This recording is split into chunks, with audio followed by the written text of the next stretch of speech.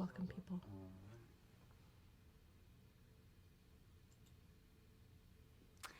Hello, everybody. My name is Holly Whitaker, and I am the author of the new book that is released on December 31st, Quit Like a Woman, The Radical Choice to Not Drink in a Culture Obsessed with Alcohol.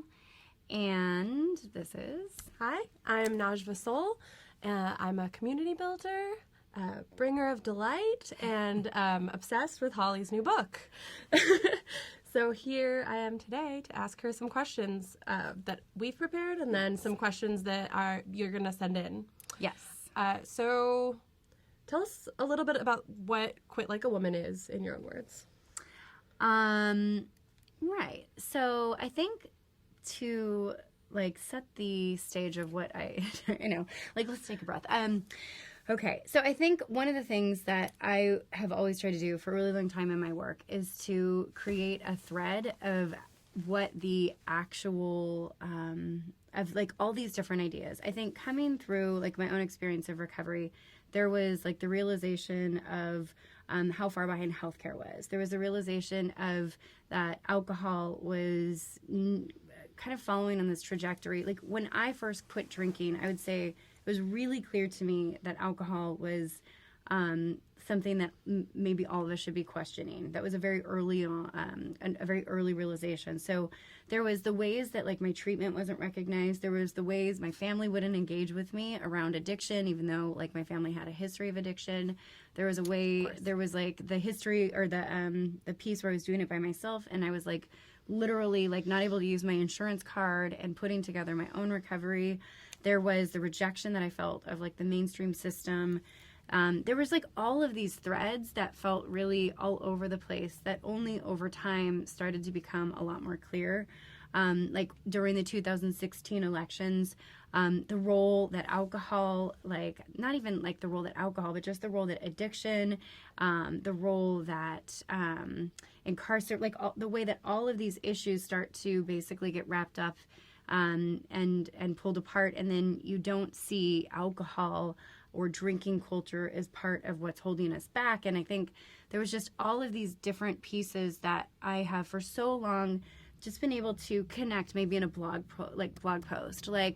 Why does it feel weaponized when somebody tells me to be humble in my recovery? Why does that feel really diminishing and counterproductive? Or why does the fact that the healthcare establishment that it still is not appropriately treating alcohol, why I would pull pieces out and I would be able to talk about it, but I think stringing them through from one narrative to what is happening with alcohol, how is it marketed to us, how does that fit into the picture of lives that are really unsustainable, how does alcohol actually how is it marketed to us, and how is it following that trajectory, the trajectory of cigarettes, and then also what happens when we do find we can't use it, what kind of recovery frameworks are we forced into, and then what does that mean for us when for the most part we're in 2020 and we're being asked to basically reject, assume that we have no privilege. Okay, so anyway, I feel I'm going too far. You're going, so Quit Like a Woman is an amazing, obviously, there's endless amounts in this book. You guys, it's going to be such a treat if you haven't read it yet. But it's to me, it's a story in two parts. It's you pulling together all these whats that you've been noticing, right? Yeah. You've been noticing little things that have rubbed you the wrong way, and then you've sat there and you've threaded all of them, woven them together, and explained how they all form one bigger picture. Yeah. And then sort of how to deal with that picture now that you can see it in its completion. That's right. Yeah. Right? So the reason that it feels overwhelming to even describe the book is because you're describing each of the strings, which unless you've seen them woven together seem completely disparate. Yeah. You're what do these things have to do with each other? Well, and I think that's really important to state, which is it is hard to, whenever I get asked that question, which is why I didn't want it to be the first question.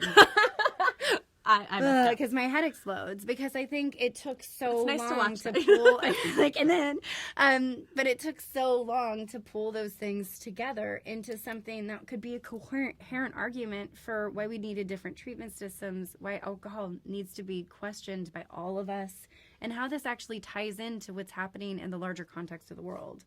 I mean, just the concept of we need to question alcohol, not like we need to question addiction, but we need to question alcohol feels incredibly radical. Like, Yeah.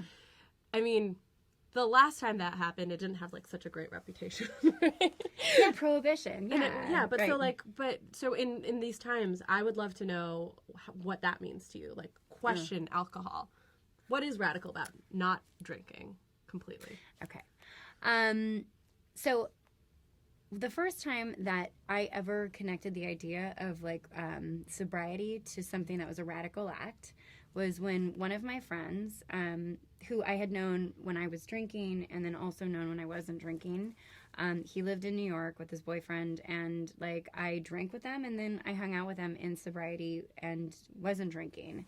And so he knew me, you know, kind of both these versions of me, and I wasn't really running around then and like telling everybody to like, you know, like quit drinking. I mean, and I never really have run around and told people to quit drinking, but like it was just a thing that existed within my life that I was very vocal about. And because of that, like just proximity causes people to rethink certain things. And I had a number of friends that changed or at least confided in me their relationship to alcohol. And this person wrote me a letter maybe like a year or two into me starting my company and said that they had this revolution of like thought around their relationship with whiskey. Like, I drank whiskey neats, this person drank whiskey neats, and he was saying I got my edge from drinking that whiskey neat. And like I thought that like set me apart and made me this like very specific kind of person. And then I realized the most rebellious thing I could do was to not drink that like everyone is doing that, and actually the edge comes from not using it. And I think to me that was such a revelation that it was rebellious for this. Like, I had felt that way, but I think I hadn't really put words to it, that like I was getting high off of being sober, that like I was actually getting, but do you know what I mean? Like I was like I made this association of how felt like resisting something. It did feel like resisting something. And it also felt like, how like edgy is it to go to a party when you're not getting shit-faced? How edgy is it to go through a wedding, to go through a date, to have sex, to write out grief? You know, like there was so much edge to sobriety and so much rebelliousness that I am not going to go through in this, like, I'm not going to go through the life that I've been marketed to, like from now social media, from like the movies, from TV, from what everybody has impressed upon me, this idea that like the like cool way or the way through is to pair it with something, and that alcohol is necessary. It was just incredibly subversive to do things and actually stay present with myself. And so I think that radicalness is like, I think it's an important time to question, like now, right? Like when so many things are radical, and when there is such like we're questioning everything. We're questioning everything, right? That like this, and well, what I really like about the book is that you pair these stories, like these personal stories, like the one that you just told, with the deeper research that you've done that I have actually never seen, even though I'm a total nerd. Yeah. And you talk a lot about like marketing and alcohol marketing specifically, and like because you just said like, yes, I feel like I've been marketed to. So there's a difference between me saying, for example, like, oh, you know, growing up as a woman, I've always been marketed to look like a certain way, than to someone to be like, yes, 97% of images that you've seen have been distorted. Like,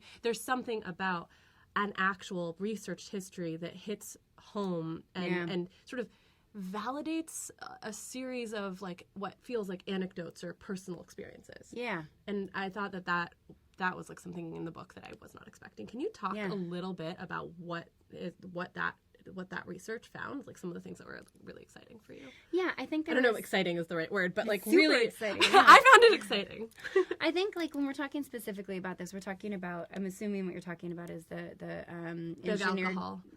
So engineered consent. We're talking about some of the other, there was other ones too. I was like, there was all these terms. Yes, engineered controversy, but like let's stick with engineered consent. So engineered consent was this early like 20th century radical way to persuade people to do things, not through direct marketing, but by essentially planting in society people doing things to influence behavior. So it's what we would call an influencer campaign now. Right. But I think like there was this early belief that alcohol somehow was mimicking big tobacco, and one of my good friends suggested like that I start to trace the history of the cigarette, and maybe that would start to bring some threads through. And one of the first things that you come across is this thing called a torch of freedom. So in the early 1920s, when big tobacco, without going into the full history of big tobacco, women weren't smoking the way men were smoking, and big tobacco saw that there was an opportunity to increase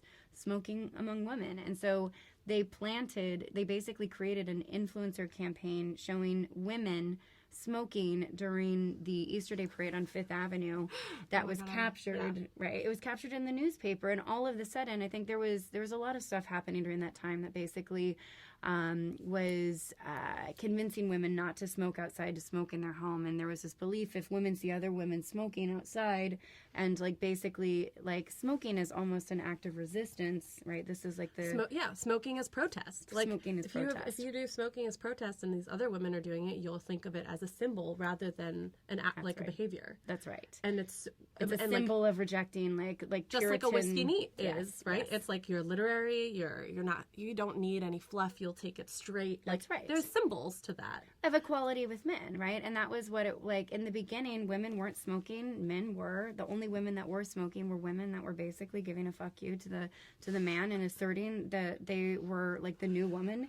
And then that starts to unfold into this trend, and women start to essentially publicly smoke, not just as a like sign of resistance, but the cigarette did get incorporated into this idea of female rebelliousness. It was a total symbol of female rebellion in the 20s, or feminist rebellion. And then there was like all of this other groundwork that was laid by big tobacco, and big alcohol was not a thing until after Prohibition. And so tobacco did all of this work in order to create symbolism out of the cigarette. And alcohol has essentially big alcohol has essentially piggybacked off of that by taking the cigarette out of our hands and putting a whiskey neat in our hands, as you said, as this like sign of, again, like drinking like a man, or strength, or rebelliousness, or I don't give a fuck. Yeah. And now it's like rosé all day with moms. Like, it's like bad moms, right? That's like, right. like there's just and then I can actually think about like each drink and like think about the cultural symbols and the ways that it's like subversive or not subversive that like matches each or sort like of wine or beer, what they all say about us. But we're cultured, or right. like or we're like down to earth. Or we kind of like to do yoga, but we also like to drink wine. Or like we're cool. Yeah, we're cool and chill. Right. Oh my God, chill. And it's like, but that's all fed to us. And I think the thing that's really important to express about this is this was like fantastically sophisticated and successful marketing in the 1920s. And this was through huge PR budgets and done through the media outlets that existed at this time. But now in the current day and age, like alcohol companies are using the same type of influencer campaign, but they're also like we are doing their bidding for them because we are using social media and we are the ones that are actually doing the marketing. So it's even more, if you kind of think about what the trajectory was for women in smoking, and when you look at the numbers, which we're not going to go into, but like you see increases among women smokers during this period of time when it starts to, you know, essentially like have this like symbolism attached to it. And now with what we have and the power of social media and the power for us to essentially be the marketers, it's on steroids, essentially. Like, it's everywhere. You see this shit everywhere. Memes about drinking and shirts about drinking. They're everywhere. They're total. When I started reading the book, I started looking around and being like, you're right. It is. This doesn't make any sense. We're constantly being marketed to. And how did really understanding this bigger picture, like, affect, again, sort of like back from the research into your personal, like, recovery? Say that again. Sorry. So if we go back from this Yeah. large thread of okay, now that I've pulled in all these pieces, I can see this big picture of this marketing, big alcohol. Oh, it took so long. Yeah. How did that affect your both your sort of process with Quit Like a Woman, but also your recovery? Yeah, I think that these were things that I always just had a suspicion about. I don't know how other to say that. It was very easy for me. I think one of the first books I read was, and I talk about this in my book a lot, is Alan Carr's book, The Easy Way to Control Alcohol. And his entire body of work, first he helped people reframe their subconscious beliefs around cigarettes, and then he helped people reframe their subconscious beliefs around alcohol. And he referred to, he essentially said that there's no such thing as an alcoholic. There are drinkers and non-drinkers, just like there's no such thing as a cigarette-aholic. There's cigarette smokers and there's non-smokers. And I think that I was able to tie, I, as a smoker, as then, and later an ex-smoker, I could tie in that understanding of what cigarettes are to alcohol. And then I could also see, well, we're going, when there was, I think it's this is so important to understand. For me, I had such an aha moment about alcohol. I had always tried to make it work in my life for so many years. I had tried to make it work in a way that never felt good. And that doesn't mean for 17 years I was addicted. It means for 17 years I was trying to mitigate my hangovers. I was trying to manage my drinking in a way that wouldn't cost me and make it work in a way that you're supposed to make it work. Right. Everybody else is doing it. I should should figure be out able how to do this. make alcohol be really successful in my life. And so having that having this moment, the pivotal moment for me was understanding I didn't have to make alcohol work. And so I think that was such a huge reversal for me of, oh my God, I don't have to do this thing. There's nothing wrong with me if I actually opt out of drinking. And that was, to me, so similar to the way that I viewed cigarettes. You don't have to smoke cigarettes. And so that was profound. And I felt oh, everybody is going to be able, I'm privileged to be able to see it this way. But everyone knows that about cigarettes. Everyone knows they can opt out of smoking, and we're going to have some sort of massive change around our attitudes toward drinking. It's just going to happen. Yes. So that preceded the research because there was just an inherent obviousness to it that I think because I'd had such a firsthand experience with that. I don't want to stir the pot too much, but you do also, speaking of how everyone sees things. One of the things that you really do bring up in your book that I hadn't gotten the full story about before is the history of AA and your own personal dislike's not the right word, but your own personal criticism, your critique of its history and why it's maybe just not applicable for everyone. Whereas I would say that I have heard this, and you definitely talk about hearing this in your book, that you need to go to AA. It's sort of the way that people are oh, that person needs to go to therapy. there's one solution for people, right? Yeah. And so I'd love to hear you talk about AA and your relationship to it and some of your critiques to it. That you go really far into it in the book, but just overarching. How does having a critique of AA even is that also radical? I'm isn't it kind of also a thing dangerous? That's not supposed to be said in sobriety spaces? I don't know. Well, I think it is. I do, and I think the way that I've thought about this, and the way I've come to terms with this, I think when I first started to have outright critiques of it, I would just keep it quiet. The same way I was keeping it quiet that I thought everybody should question their relationship with alcohol. And so I think it felt like a very unpopular opinion. And I also would say that because I had, it was a system that I was continuously pushed to try, to validate my recovery, to validate my sickness, and one I finally skidded into and did try, and it helped in the way that some things that aren't meant for us actually always help. Things, you have experiences that everything is a learning. Everything. All grist for the mill. And so I had those experiences, and I had helpful experience, genuinely helpful experiences in it. And then I think that the main thing is I didn't feel like I had the right to bring voice.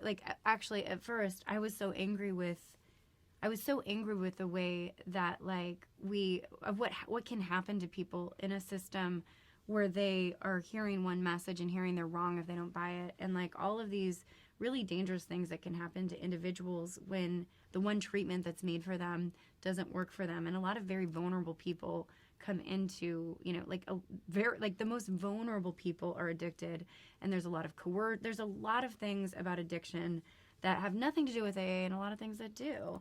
But the main thing I think at the beginning was I was angry at it, and I did want to like deconstruct it in a way. And I was like, my earliest mission was just, and there's old writings that I've never published that are just trying to like tear down AA and discredit it. And then I think like there's a lot of people that do that. There's a ton of people that have easy books to just about dismiss this. something. It is identifying what it is about that's it wrong that makes you question it, and then like, and then finding an alternative, right? Like every complaint is a request. That's right.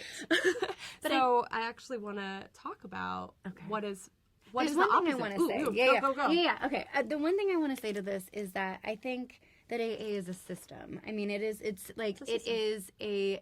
an institution, and it is one that is in over 70% of recovery, like rehab centers. It is like a default mechanism by which we believe people are meant to recover. And it was also built 100 years ago, and it was built by and for men. And it assumes right, and it assumes like male privilege and all sorts of things. And so when I question AA, as I do in the book, and when I draw criticism towards it, is not towards Bill W. It is not toward the institution. It is not to say that it's something that doesn't work for anybody. It is to draw large criticisms against an institution that exists, the same way that we are allowed to bring criticisms against the church or against any like established institution that exists. That there's a way to basically bring critique without saying that something is absolutely terrible and should go away. You also are like, it doesn't feel like there's a lot of space to have a different point of view. Right? Like if that's like the overarching thing that has been the way for 100 years, that's everywhere you look, and that everybody tells you to do when you have a problem. Like, So what I would love to talk about is, or just like to talk about for a second, you created another recovery method. Yeah. What is created not the word you'd use? I would say that there's pieces of creation. I mean, like all art is imitation to a degree, right? She founded. It's fine. But she founded a company called Tempest. And like it's rooted in something else. You said something in your last answer that the addicts are like being wrong word. We're gonna get to that. Yeah. We're gonna get to that. But that like addiction can stem from vulnerability, and that's a very different. The reverse is that you need vulnerability to cure addiction. So it's like actually. You created like a holistic, feminine-centered system. Right. That's right. That is acknowledging how vulnerable those people are. Yes. Can we talk about how that is completely different? Yeah. And like also tell me, is it just for women? No. Okay. So I think there's a couple things to this. And the first is that, like what I said before was, yes, the one system that we look at the default system was created by and for men. And it assumes people coming into it have male privilege, have an ego that needs to be broken down, have people that they need to apologize to. It assumes that essentially a very masculine existence, like dripping with male privilege, and a lot of the things that are, and apologies and getting smaller, making yourself smaller and getting right-sized, and essentially like, and I think these are things that, like, I'm not speaking, you know, like writ large for every single experience everybody's ever had in the program, but those are what the big book, what the literature and the framework essentially says, is that like, we need to get honest with ourselves. We need to tell the truth. We need to get quieter. We need to shut up and listen and go to nighty meetings. And like, there's a very specific treatment of, you know, like people that struggle with addiction, and then another even more specific to what you do when you go into recovery. And you called it like breaking you down, like accepting your powerlessness and like going with the program, knowing that the program is smarter than you. And so a lot of the stuff that actually ends up happening to participants is feminization, right? Like it's basically, or like, but it's true, but it's like not to say like you're feminized by doing it, but like the qualities that the program is asking you to essentially like absorb into are qualities that are typically like associated with feminine, right? Like which is to apologize, to be quiet, humble. to be humble, to Question serve, yourself. to apologize, to all these things. Wow. And so Yeah, I think, totally. right, and I think like this is very radical for somebody that has wielded privilege within the world, somebody that hasn't had to apologize, somebody that has felt like they are God, somebody that has been told that they are God, somebody that has unearned confidence, somebody that like operates above the law. I think these are things like, and like this is, you know, we get to this in the book, which is that there's like, this is like a typical, like any spiritual path that was built within the last few thousand years was built with the for males to break down male privilege, to renounce things that they had, which was a sense of self, a sense of owning the world, a sense of being able Those to threads coming together. Right. And so You thought this was just about drinking. no, but it's not. But it's about It's like so it's much about bigger than that. everything, No, I right? know. And so I think it is just like it's important to state like what we do is we don't assume male privilege. I think that's like the simplest way to say it.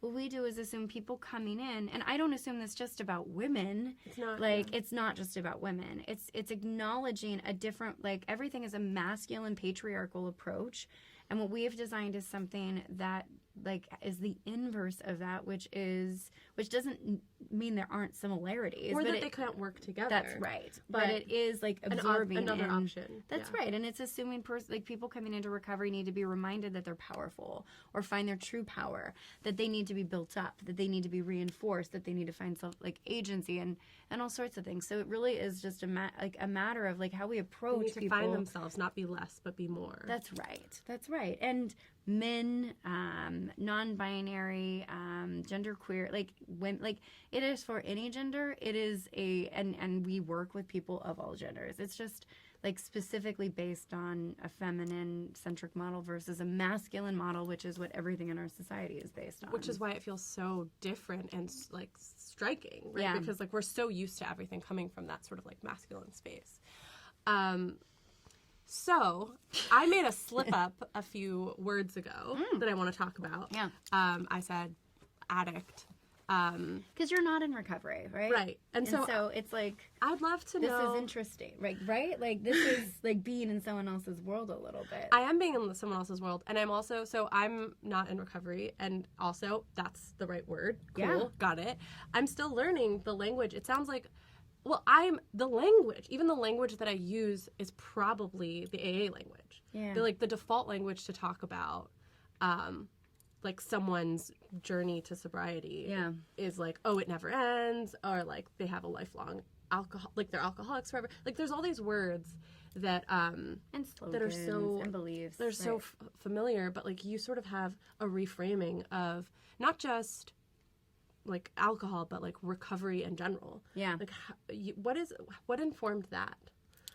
Oh, I think like when you look around at the world right now, like there is a lot of different, like I think that there is a lot of awareness that people are rising to and what like actually is helpful language and what's actually harmful and violent language.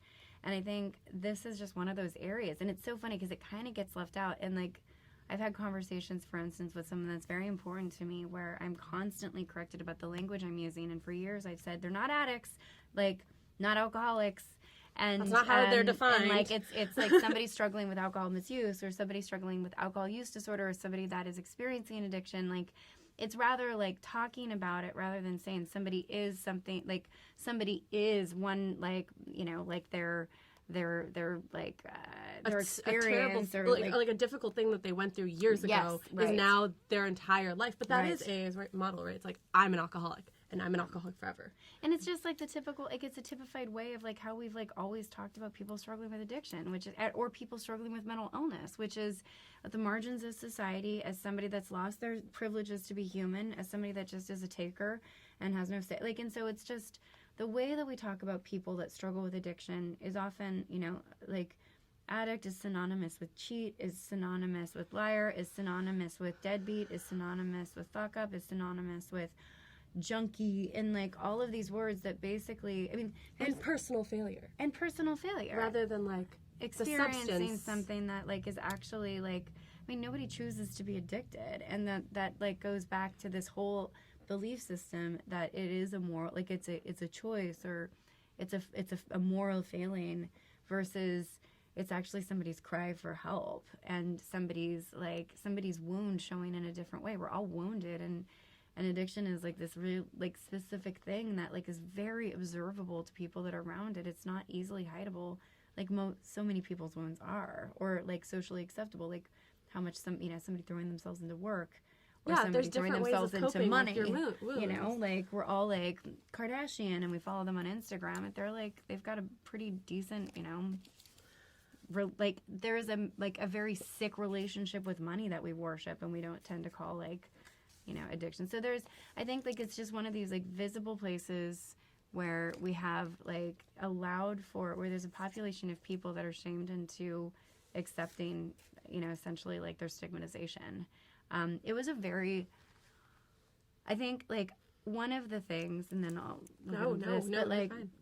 I watched this like advertisement years ago, and it was this woman that had gotten like fractal, like whatever, like she got her face fixed, like she had like her wrinkles taken away, whatever. It was on like YouTube, and she was like, you know, she had all these wrinkles around her mouth, and then she got this fractal facial or whatever, and then she had no wrinkles around her mouth, and then she used it. It was on the Dr. Oz show, and she was like, it was fucking random. Anyways, but she's like, hey everybody, just so you don't, like, smoking will kill you. Do not start smoking. If you are smoking, stop.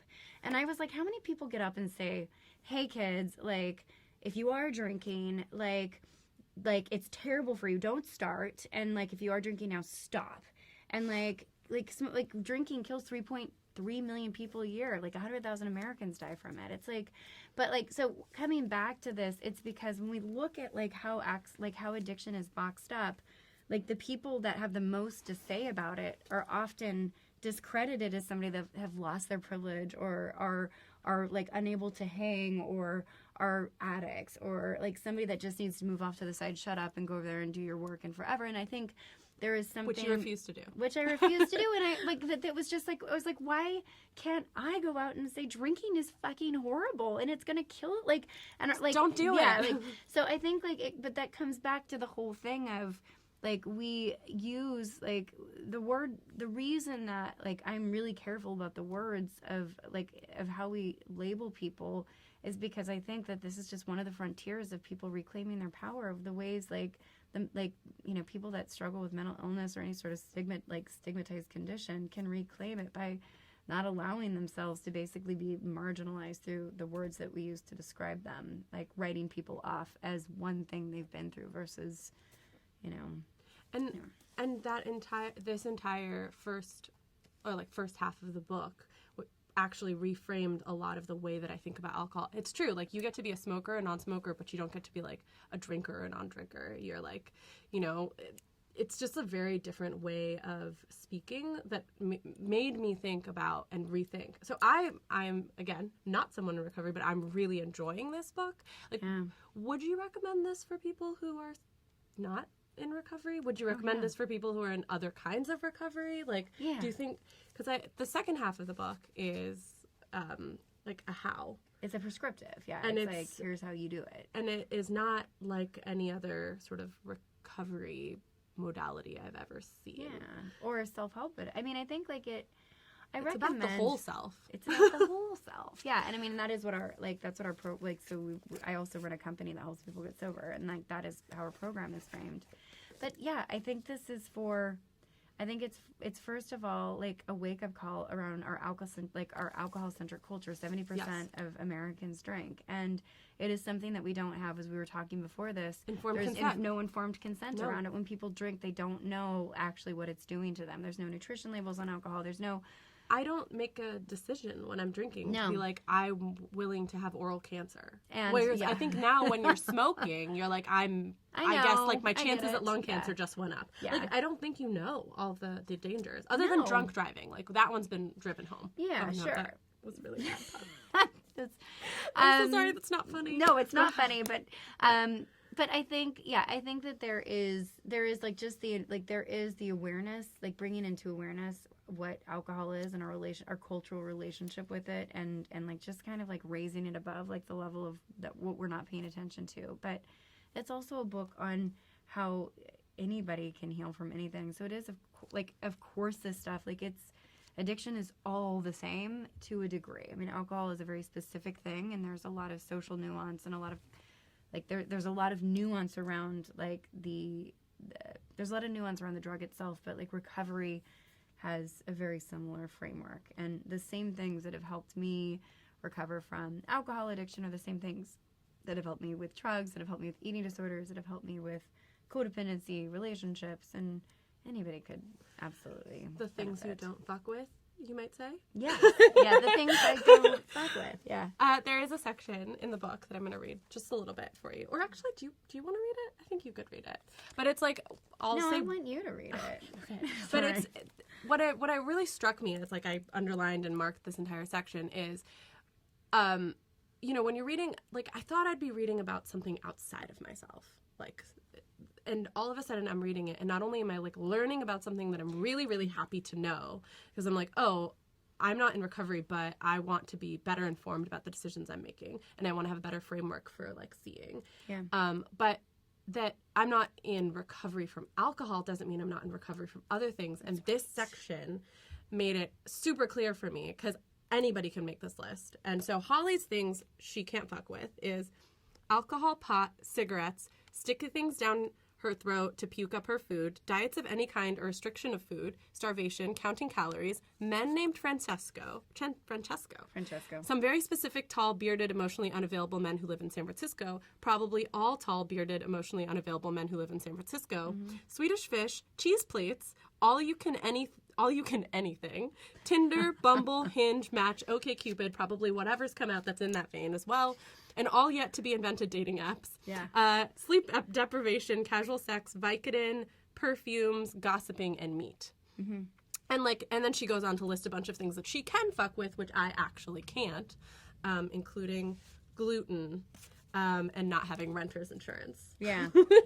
But like I was like, oh, I we did all get renter's insurance like, last month. But I like it's something that we all probably have a list of like things we can't fuck with that we probably are fucking with and are probably messing up our lives. Yeah. And understanding why we're making those decisions, like the second half of the book really starts breaking apart why you're turning to these things that are hurting you. Why we're escaping ourselves. And I think one of the things, I don't know if you were in the conversation where we were talking about, and I think we have to like jump to the other part, but like one of the things that I think I heard Russell Brand talk about today is that somebody like that is struggling with a drug addiction has a really obvious like pain point. Like it is a really obvious it is an obvious addiction, an obvious way somebody is hooked.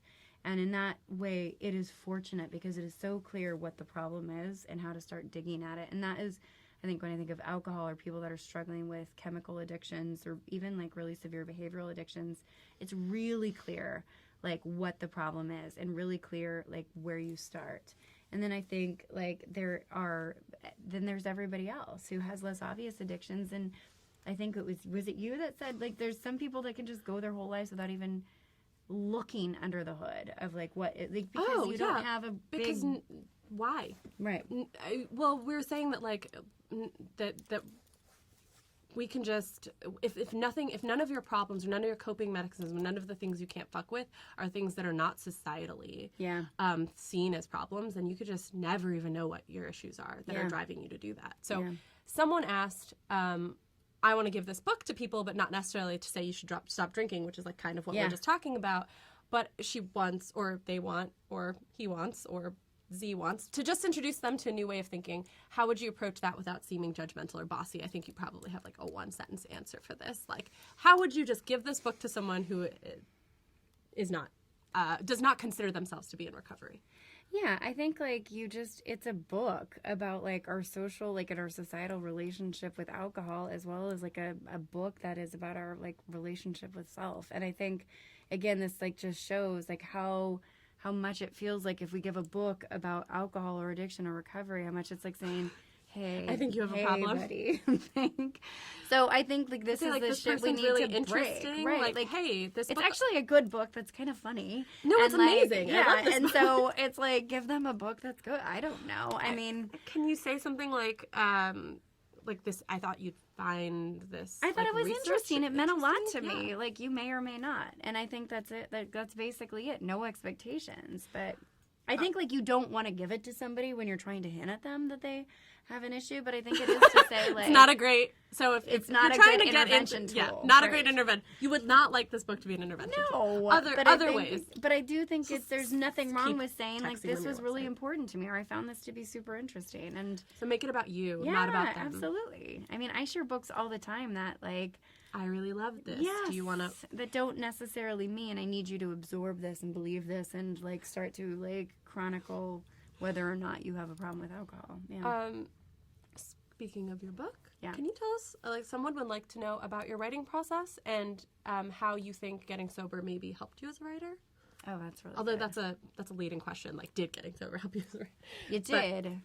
Yeah, I think my writing process is Melissa Phoebos actually just like answered a question about this, I think, for Random House. My writing process is typically not precious. It just means I like don't, this is from Melissa Phoebos, which means I am not following the method of I wake up at 7:30 and then from 8 to 11 I write without fail. Like I'm not following that kind of process. I enjoy writing at my desk in my office at home, and that has been really important to me. And I also enjoy writing in my bed. And like there is no process around it other than just attacking it and going after it. I do like to write and edit and write and edit and write and edit by section, and I don't know if that's like, but I'm also just like not like I never went to school to be a writer, so I don't even know what the hell anyway. But was it not intimidating to write a book? Someone also wanted to know. Follow-up question. Like, you know, they're thinking about writing a book, but the process feels really overwhelming. So was it helpful to take it section by section or write at any part and not have it be precious? Don't do it. It's terrible. No, I think do not recommend. 0 out of 10. No, I think like I started thinking about this book in 2006. I started thinking about it a long time ago, and then in 2016. When did it start? Yes. Yeah, 2000. Well, I mean, like I think from the beginning of just knowing I had a lot to say and being open to like somebody reaching out to me and saying, "Hey, I want to publish your book," which is not exactly how it goes. But I started you didn't pitch to. it, then. I did did pitch it. Okay. Yes. But in 2016, I started to like map. I put on index cards, and I put these index cards up against a wall in my apartment in LA. And I started to read book proposals, and I think just over time, like anything else, I kept going back at it. And it was not like I sat down on a, you know, like, and 8 months later, it was like years later of going to it, taking those postcards down, putting them in a box, shoving it to the side, talking to people that might have wanted to help me publish it, that like, that it just was like constantly going back and forth until So it took its time. It took its time. You got there when you got there. Like yes. all things? Like No. all things. Sorry. But I wrote that I signed the contract in 2006 a year ago. Like not a year ago? Like in It's 2019. Okay. Almost 2020. right. So it was June 2018, and I turned in the final manuscript in July 2019. So it was actually by all accounts very fast. Yeah, that's a really fast process. Just so you guys know, like writing a book takes a very long time unless you're, I don't know, Stephen King. Yeah. Okay, so we have 2 questions, I think like maybe quick questions about Okay. AA. One, is AA, like someone finds AA intimidating because of labels, powerlessness, all the things you mentioned. Yeah. But do you resonate or advocate for any of the 12 steps? Like, I is there mean- anything that you're like, oh, that one's kind of valuable? Or are we just like, that's not really you? You're going to find a ton of similarities and dissimilarities between 12. Like, I think that there are ways that you can look through anything that I've written and tie it back to the 12 steps. And I think what I'm trying to break us from is the belief that it has to be looked at through the lens of 12 steps. Okay. Does that make sense? Because there Yes. are, of course, It's ways not that- to, like, people... It's not that the 12 steps Yeah. are not great. It's that they're the only perspective. It's a spiritual path that was created, that grew out of the framework of an evangelical Christian organization in the 30s that was like privy mostly to men, and it was meant to like essentially heal men from their drinking problem. And so I am, and this is like the things I was talking about, like the lens of which we are meant to heal and find like spiritual purity. Like I closely align with like the Bhagavad Gita. I closely align with like Buddhism and Hinduism, and there's things that I can make sense of, and so there are definitely like of the same lineage of things that were created essentially again to break down male privilege and to spiritual purity They're things that I align with. And I think, like, the critique on this is far more, we continue to be told, just work the 12. Like, the problem is far more, if you follow these 12 steps, they will free you. And I was just like, fuck that. Like, I don't want to go by this one specific process. So Holly does not have an answer. No, I don't have an answer. But, like, you will find, and, like, you're, like... But that you can find what you need in anything. That's but just don't think it's exactly the one and right. only That's way. right. And, you know. Okay, so we have another question. What is your... Ooh, I like this one. What is... Sorry, not that all the other questions weren't good, but I thought this is sweet. What is your hope for Quit Like a Woman? And how do you see the shifting drinking culture as a whole? Which, like, would be amazing. Yeah. You know? I love that it's not recovery culture. It's how do you see the shifting drinking culture as a whole? I mean, that, like, the recovery culture follows the drinking culture, right? Oh. Okay. What does that mean?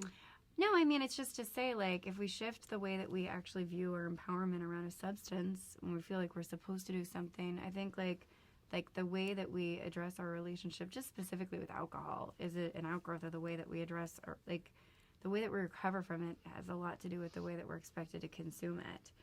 And so I think when people have a different viewpoint on what alcohol is and how, like, I think it's a lot easier to recover when you're looking at alcohol, at culture, like, and how alcohol shows up in it, and you're like, that does not make sense, and that is fucked up.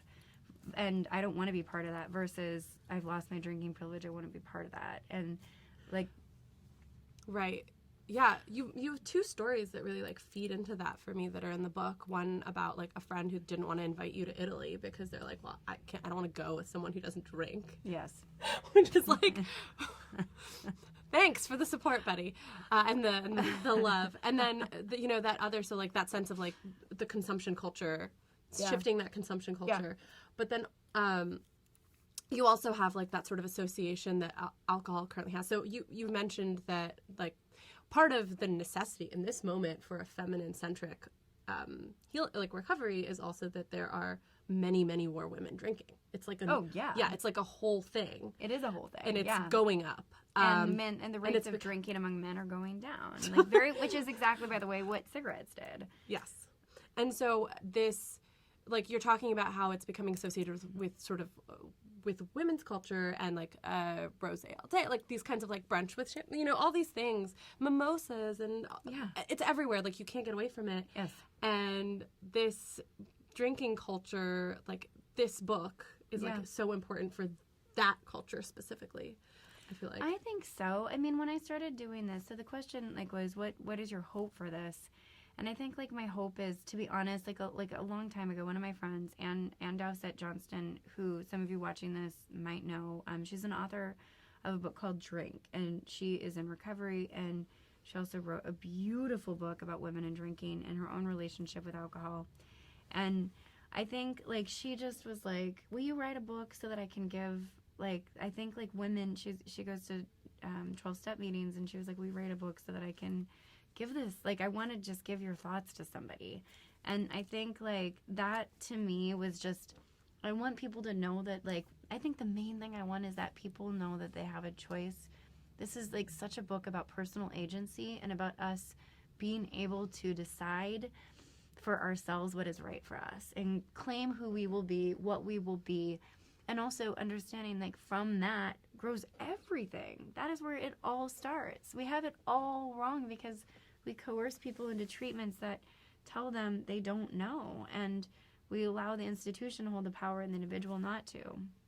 You've lost your power. You've lost your ability to make these decisions. And I've seen that played out in my own sphere with members of my own family that have been cycling through the system for years. And it's just like the way that I'm talked about as somebody that, you know, broke free from it is like, and the way that I, like, won't allow myself to be spoken about is so different from people that are, like, the most vulnerable, that are stuck in a system that tells them they are sick, they will always be sick, they have to do these things. So I think when it comes to this, like, what I hope is that this gives people, like, just like that feel, like, people especially that feel like they don't have a choice in their own affairs in their lives, that they do, that they can, like, actually, like, create, like, the they have a say in their health and recovery and how they will live their lives. And I think that's so much what this is about. It's just human empowerment.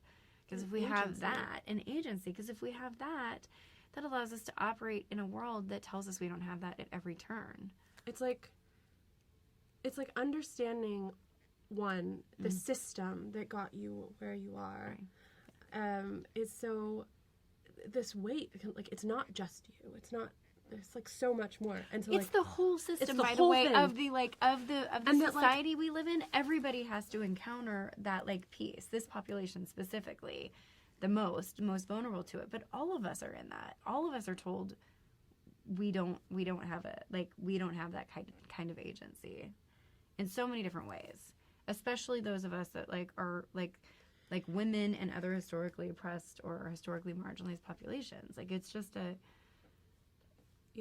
like, having this book shift culture in a way that, like, people start to feel like there's another option. As you're saying, like, you know, how are you doing all these wellness things and then drinking ethanol? Yeah. Like, that you have, that there's another thing that doesn't fit, and that it's not just you that might be, that it's not your fault. Yeah. Like, it's not that you're not good enough. Yeah. I don't know. I feel like there's so many levels. There's so many places levels where people lose their power in both, like, the drinking and in the recovery. And I think, there's so many places where that power gets to be reclaimed, or the story gets to be reclaimed. Well, speaking of reclamation and empowerment, someone asked, was there a moment you felt really empowered with this paradigm shift? So you had, like, kind of, you document, it's like, it's funny. So it is funny, the book, it is funny, but it's also funny. It's interesting how you parallel your own story with the research that you have to sort of explain the parts of the story that you're going through. But then, like, you do have this series of breakthroughs, it feels like. Talk to me about, like, when you felt empowered in that. Like, did you feel because it's like you felt Which empowered? paradigm shift? What are we talking about? Okay, well, so someone says we felt empowered, but this paradigm shift was a gradual. I think let's talk about, like, a reframing, right? So, like, I'm going to assume, sorry, person, I hope I'm doing any justice to your question. Sorry if it's not right, but I'm assuming the paradigm shift being, like, it's me, or I have to drink, one of the two, and it's like I have to drink, and somehow I'm not good at drinking like other people are. Yes. And then realizing that, like, no, drinking is, like, fundamentally actually garbage. Yeah. Like, that you're putting in your, like, literally poison that you're putting in your body. Yeah. And, like, should you choose to do that, that's on you, but you should know it's poison. Yes. And, like, when that perspective shifted, or, like, the glasses came off or whatever, like, was there an aha moment? Was it gradual? That was very quick, and I think that, like, that breakthrough experience. That's the question. Okay, I got it. I see it. That, I think I think that's just one of those things that, like, I had a really fortunate. I mean, it's interesting because I had a boyfriend that, like, read Alan Carr about smoking, and he was like, just like that, never want to smoke again. Oh my God, we've been lied to about cigarettes. And it's just so easy. And then I read it, and I was like, that's not true. Like, I still want to smoke. And I think, but when I read this book about alcohol specifically, I was just like, oh, yeah. Like, it was almost the same exact thing that, like, almost the same exact thing that happened to that ex-boyfriend about smoking. And with, like, when I read this, so I had the fortune of reading something and was in the state of mind. I was reading this book over a period of a few weeks, where it was just so obvious. And I talk about this in the book, and I was just like, I had this moment of, like, I know the answer. You know, right? Like, it's just like I had this moment about being out in the mission, and I'm like, I think I was 32 or 33, and I was like, what the fuck am I holding on to? Like, it was just having this realization around the pointlessness of alcohol, and then it's pressed up against very, like, specifically pointless situations that were just absolutely not what I imagined for myself. And I think it came at the right time, but additional breakthroughs came. I think that was a pretty hard one because that took, like, 17 years of drinking to try and do that. But, like, other breakthroughs from that, like, I feel rolled off of. I think once you start to, like, it was like take a the waterfall sort of. That's right. Like, once you start to, like, bring awareness to something like that. We have time for one more question. So what I'm going to do is give you 2, and you can pick the one you want to Cool. answer. How about that? Okay. Usually I'd ask the crowd which of these 2 questions, but you I'm get the to crowd. be, you are the crowd. So one is, what are your thoughts on the, like, I don't know how to pronounce this word. Burgeoning? Is that right? Burgeoning sober influencer culture. I should know. Sometimes some words you've only read and you've never said out loud. I know. So I what are your learned thoughts that on a seed, or no, is exceed. Secede? No. Exceed. Exceed. Okay, see? What are your thoughts on the burgeoning sober influencer culture? Option 1. And 2, is there room in your philosophy for rare, light, occasional drinking? Is it all or nothing? So which one, or can you do both in 5 minutes? My thoughts on the burgeoning sober influencer culture. I think like all things that are burgeoning, I can do both. Ooh. I think like all things that She are can do both. burgeoning, there are pros and cons to it. I think it's like such a beautiful thing that like there is so much loudness and presence around. I mean, when I was getting sober, I looked up like things people do for fun when they're sober, and there was one article from this guy named Bucky Sinister in San Francisco, and he watched VHS tapes. And like the only I didn't know, and I was and it was just like okay, Now there's so much. like there is so much to influence. Like, and when we're talking about influencer, or like that's like kind of that is a good use of influencer. Like okay, great, like you're being influenced to not do drugs. Not a bad like influencer to be, but I think there is so much more awareness, and there's so much example that it gives people that I work with day in and day out who are either in professions where they have the very real risk of losing their jobs or losing their kids or losing their marriage or losing their life. And like it gives people that need to see the strength of it gets better, or I'm allowed to talk about this and not lose my life, or like, I mean, because when I was getting sober, it was like, I don't want this, but I don't want that. And I did not want like the idea of like, I am going to forever just be trying to not drink. I am forever going to be going to, but it was just like, I didn't want that. There was nothing presented to me that was aspirational or desirable. So I think it's amazing in that. And then at the same time, there is a lot, then it also can absolutely undercut, like it's the highlight reel still. Right. And so you're still getting before and after, or like I mean, you know, like the messy middle is just somewhere out there. You know, it doesn't just get like you don't go to being like, you know, like your worst self to your best self, and like you're just one slideshow. No, and you're not, and it is not like that. It is not like, and I have been part of that. I was part of that earlier on where I was like, me 2012, me 2015. Look at my skin, and I've lost weight. Well, and then I gained weight, and like it's just like. This whole thing is like, I think when we talk about influencer culture, we're still looking at people's best moments. And I don't think we're going to have time for that second question. God damn it. Okay. I know. I'm sorry. We only have like 30 seconds left. Okay, the last thing I will say is you asked, is there room for your philosophy for rare, light, occasional drinking? I think like my whole thing is you do you, and at the same time, I am never going to be sitting here telling you you should really try and keep alcohol in your life and make it work. Yeah. Don't make it work if you feel like pressured to make it work. That's right. But I don't, anyway. You do you. I mean, that's a great figure it out. Like, live with an integrity with yourself, Read and the you book, will find. Learn all the things. Live with integrity. Right. But I mean, like, the question comes down to, like, it's always going to be up to you to know what's right for you and what's not.